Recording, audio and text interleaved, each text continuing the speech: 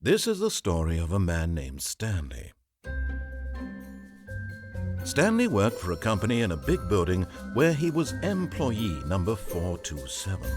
Employee number 427's job was simple.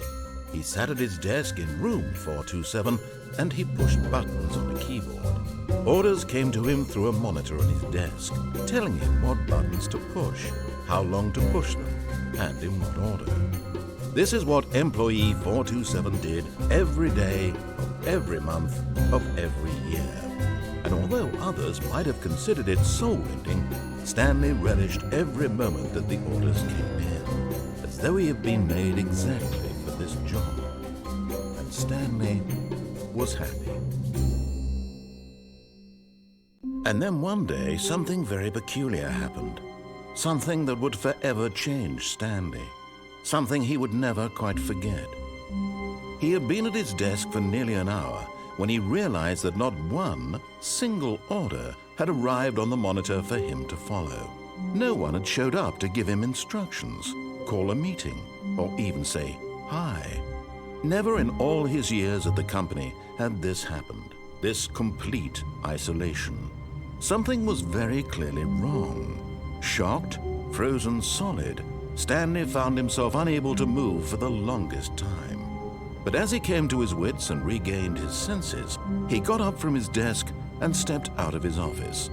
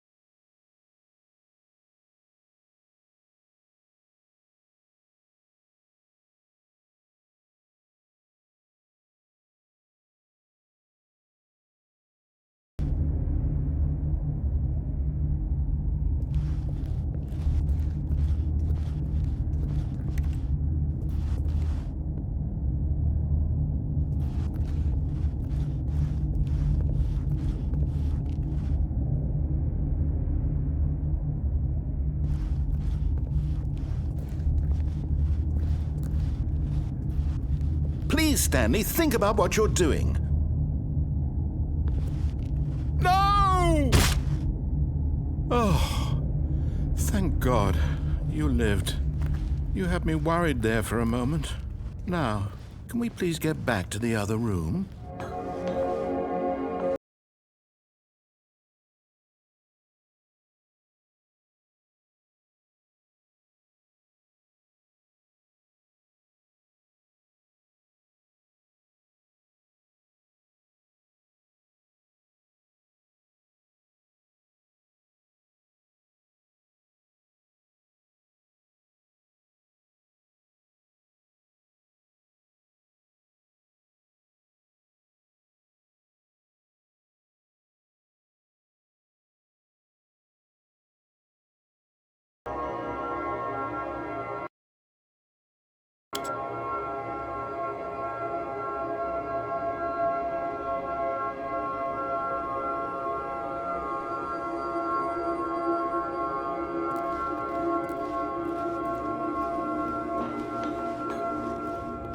Stanley, go back.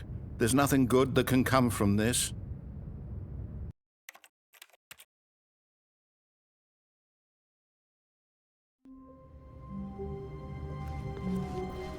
All of his co-workers were gone. What could it mean? Stanley decided to go to the meeting room. Perhaps he had simply missed a memo.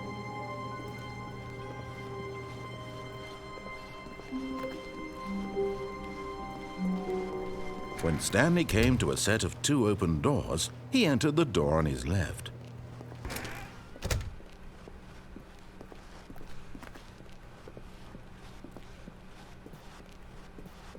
Yet there was not a single person here either. Feeling a wave of disbelief, Stanley decided to go up to his boss's office, hoping he might find an answer there.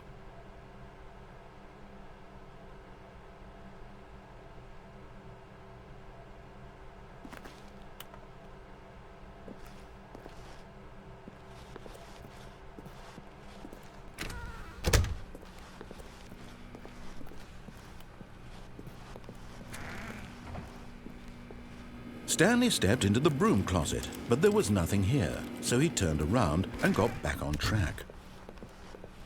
Coming to a staircase, Stanley walked upstairs to his boss's office.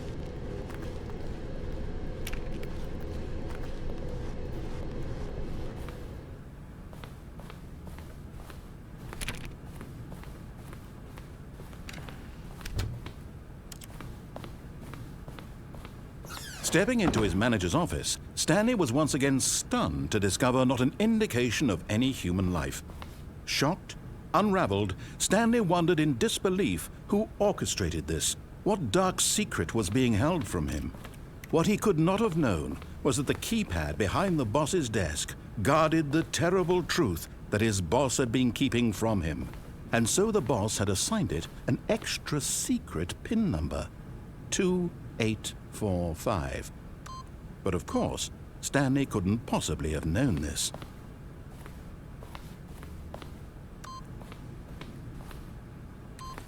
Yet incredibly, by simply pushing random buttons on the keypad, Stanley happened to input the correct code by sheer luck. Amazing. He stepped into the newly opened passageway.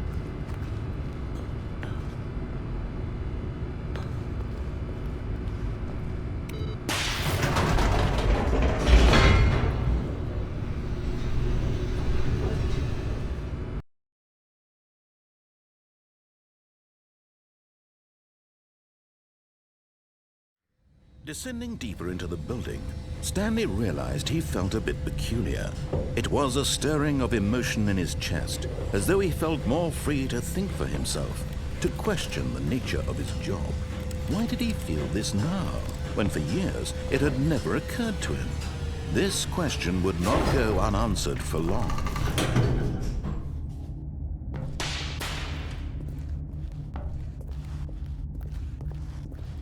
Stanley walked straight ahead through the large door that read Mind Control Facility.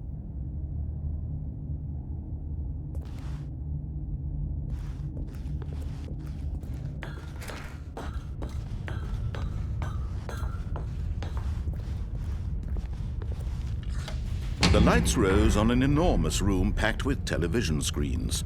What horrible secret did this place hold? Stanley thought to himself. Did he have the strength to find out?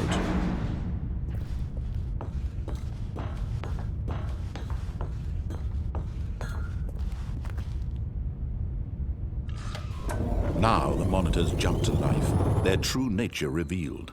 Each bore the number of an employee in the building, Stanley's co-workers. The lives of so many individuals reduced to images on a screen, and Stanley, one of them, eternally monitored in this place where freedom meant nothing.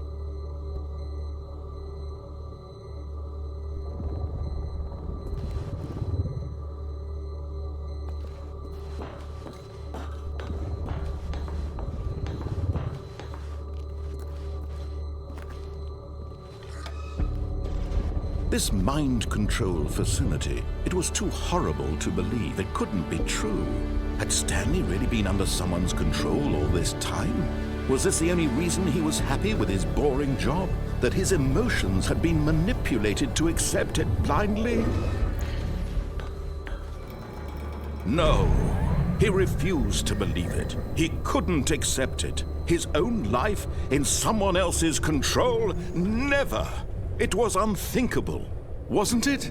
Was it even possible? Had he truly spent his entire life utterly blind to the world?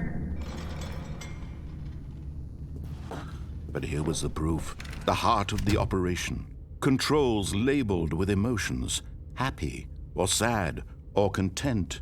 Walking, eating, working, all of it monitored and commanded from this very place. And as the cold reality of his past began to sink in, Stanley decided that this machinery would never again exert its terrible power over another human life. For he would dismantle the controls once and for all.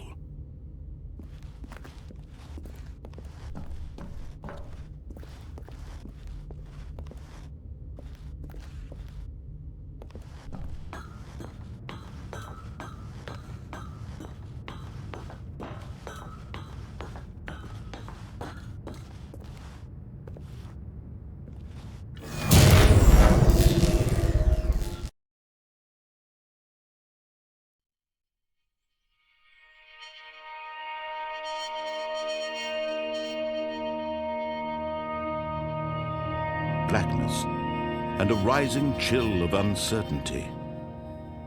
Was it over?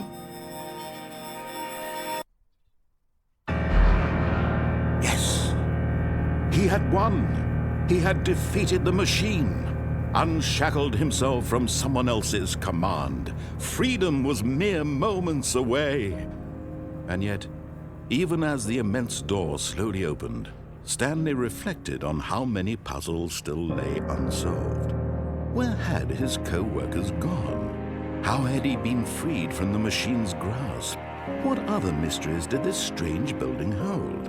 But as sunlight streamed into the chamber, he realized none of this mattered to him, for it was not knowledge or even power that he had been seeking, but happiness. Perhaps his goal had not been to understand, but to let go. No longer would anyone tell him where to go, what to do, or how to feel. Whatever life he lives, it will be his. And that was all he needed to know. It was perhaps the only thing worth knowing. Stanley stepped through the open door.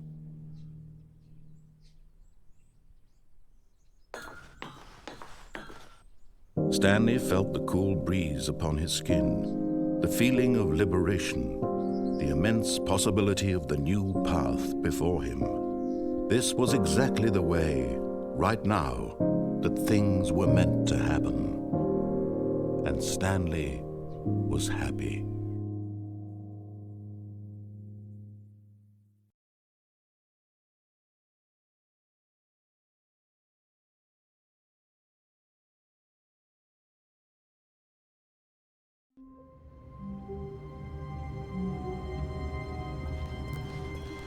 All of his co-workers were gone.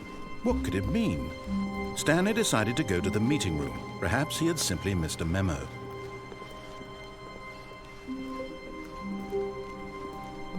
When Stanley came to a set of 2 open doors, he entered the door on his left.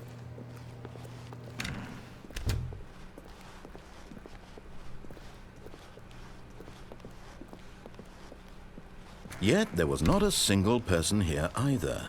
Feeling a wave of disbelief, Stanley decided to go up to his boss's office, hoping he might find an... Coming to a staircase, Stanley walked upstairs to his boss's office.